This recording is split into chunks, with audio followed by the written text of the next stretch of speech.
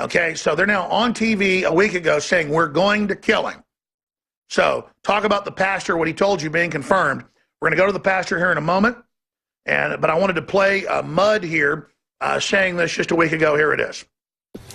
What was your response, Phil Mudd? A couple surprises. Let me give you one bottom line. As a former government official, government's going to kill this guy.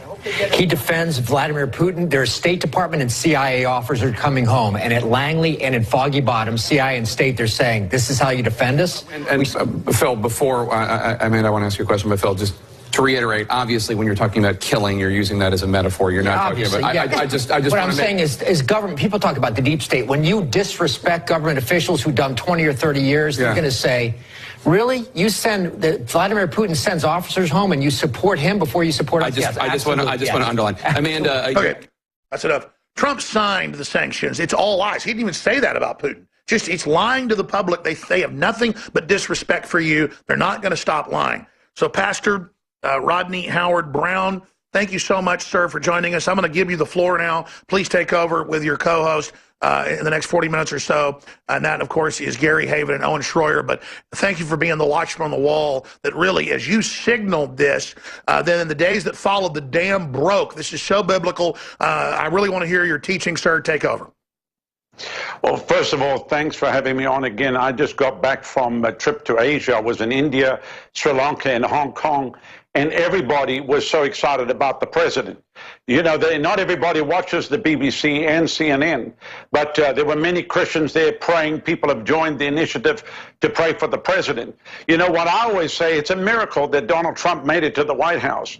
And of course, he's there, he's undoing the agenda of the globalists, and so they're so upset. First of all, the Russian narrative comes, you know, it's on everything. Russia, Russia. Now, of course, that whole thing is unwinding, and they're finding out that Russia had nothing to do with Trump getting elected. It was actually the American people. So now, of course, they're stirring up all this other nonsense now, trying to get racism going, get a race war, get what we call an American Spring going, and then it was actually supposed to start on the 2nd of July. So they're actually running late. But I tell you, I believe it's going to fail. Because I don't believe the polls or anybody that says that the president has lost his support. I believe the president's support has grown. The American people are not stupid. They're seeing through the lies of the mainstream media that is now being, what people don't understand, when the president made the statement about Charlottesville and he talked about both sides, people don't understand that Antifa was co-opted, and so was Black Lives Matter was co-opted. And there's probably people inside the Ku Klux Klan that have been co-opted. So all of this stuff is probably a CIA operation anyway, to try to get a massive uprising going on in America, get a race war going, get a civil war going. But I tell you, we are praying, and I believe it's not going to happen. And I believe what they think is going to happen is going to backfire on them. It's going to backfire on the media. It's going to backfire on every plan. The way we're praying, that God would unravel every plan of the enemy and pull the wheels off of Pharaoh's chariots, that God would wreak havoc in the camp of the enemy, that he would turn on themselves like a dog on its own tail, and that the church is going to wake up, and the preachers need to, excuse me, Alex, the preachers need to grow a pair and stand up in the pulpit and call a spade and say it just like it is, and draw a line in the sand and tell the devil, you're not going to have America. God has heard our prayer. He gave us Donald J. Trump as a last-minute reprieve, and I don't believe God answers prayer for us suddenly now to be set back. And so I understand their plan to take him out, but they are not going to succeed, not on our watch. And we're not going quietly into history. They're smoking some incredibly bad weed if they think we're going quietly into history. I'm going to skip this break so you have even more time. You're on fire, and it's total truth.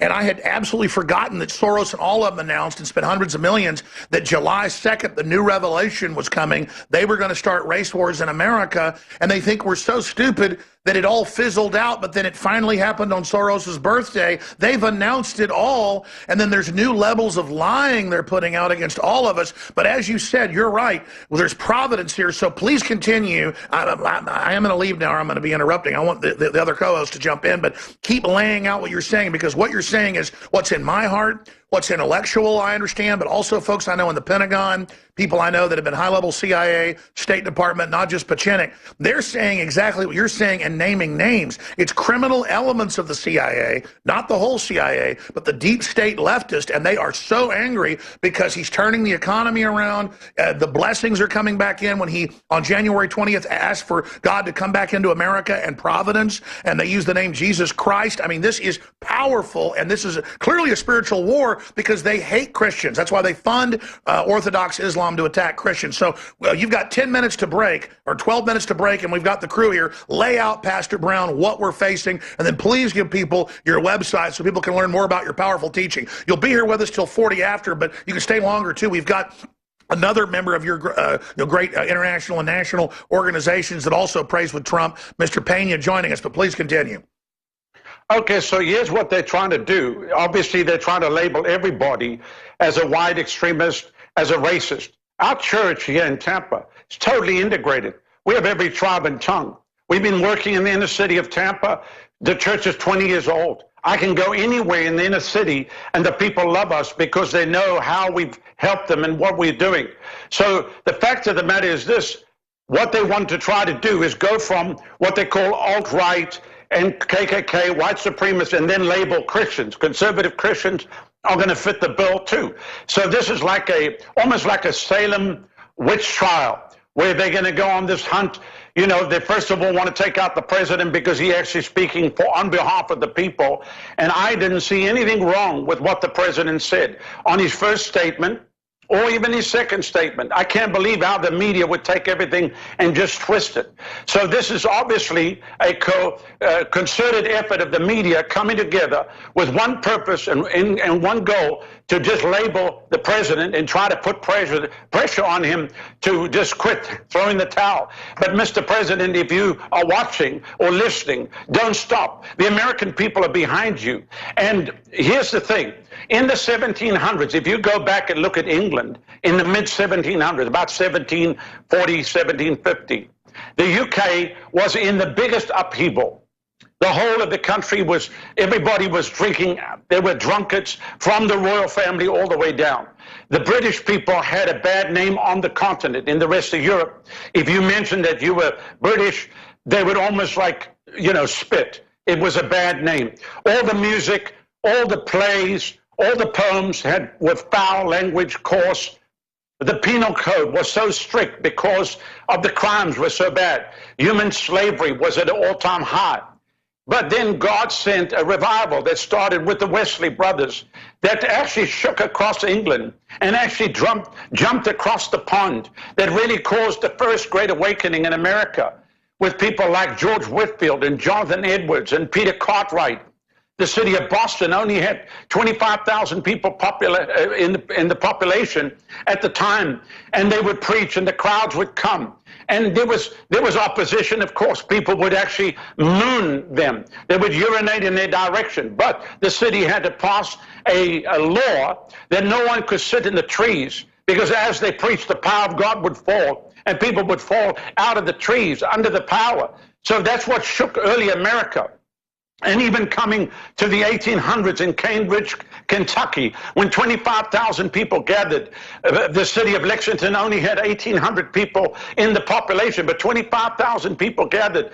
So God sent a great awakening in the 1700s and the 1800s, and America was in an upheaval. You know, before the foundation of this land, you had 13 rebel colonies, but God brought this nation together as one nation under God. Yes, there was a problem. Yes, there were problems with slavery and all that kind of stuff. But through divine providence, this became a nation woven together by the hand of God. And I'm not saying that America's being innocent, because as you and I know, that America's got hijacked from the foundation of our Federal Reserve.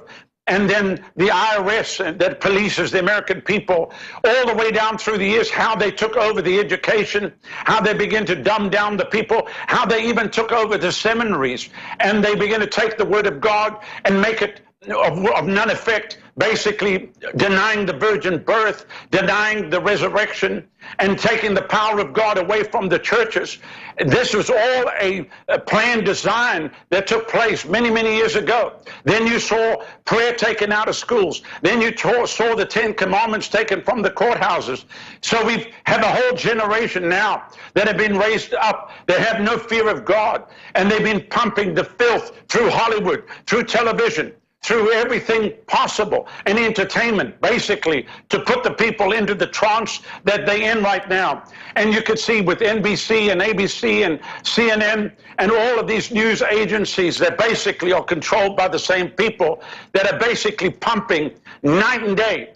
I was walking through the airport in Hong Kong, and there was CNN, and I could read the ticket tape, and everything was just attacking Trump night and day, night and day. So they're on an agenda right now, but I believe that we're going to see divine intervention. And I believe with all my heart that God is going to shake America from the White House to every house, from sea to shining sea, from Maine to the Keys to San Diego to Seattle, across the great state of Alaska, the Hawaiian chain to the island nation of Guam, American Samoa to Puerto Rico, that God is not finished with America. I don't care what the media says. I don't care what the papers say. I don't care what they try to stir up in our ineffective Congress or even our Senate, where that the whole place has been bought and is under the control of a cabal that basically runs the show. But God put an outsider in to give America one last opportunity. And I believe that we are going to see another great spiritual awakening. That's why they're so upset. That's why they're trying to do everything that they can. That's why they just label you. If you don't agree with them, then you must be a racist. Well, guess what? We're not racist. We love God and we love people. We love people of every tribe and every tongue. And so God is moving in our land. I have a Bible school here. We have had 500 students here this morning, and I addressed them. I spoke about some of these things. The place went wild. People understand, and we have every tribe and tongue in our Bible school. So God is raising up an army of men and women that will not compromise, that will not sit with one foot in the world and one foot in the kingdom of God.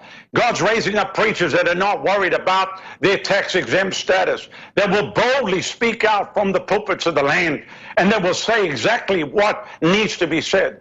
And I feel it's happening, Alex. I feel God is doing that, and we are seeing a groundswell. I believe there are more that are with us than are with them. These people are a minority that make the biggest amount of noise and try to act out like they're a majority. And that's not the case. So I believe we're going to see the hand of God intervene in our nation. And I understand the planned attack to remove the president. But you know, when I launched that prayer initiative, we literally have thousands of people now that have gone to our website, revival.com, and signed up on the President Prayer Initiative that are praying around the clock. When I walked into a church in Hong Kong, a Chinese lady grabbed me. She said, I signed up. I'm praying for the president. So people all over the world are praying for America, praying for our president, and praying that God intervene as he has in the 1700s and the 1800s, that he does it one more time, that God intervene in our country. So I see all this stuff happening, but I have great excitement in myself, in my spirit, to believe that God has heard our cry and that he is intervening. And I believe that all these plans of the enemy, that God is just going to pull the rugs from underneath them. And whatever they set up, if they dig a ditch for us, they'll fall in it themselves. So I know that's maybe a little bit a different side from what some people would expect or want to hear, but that's what I feel right down in my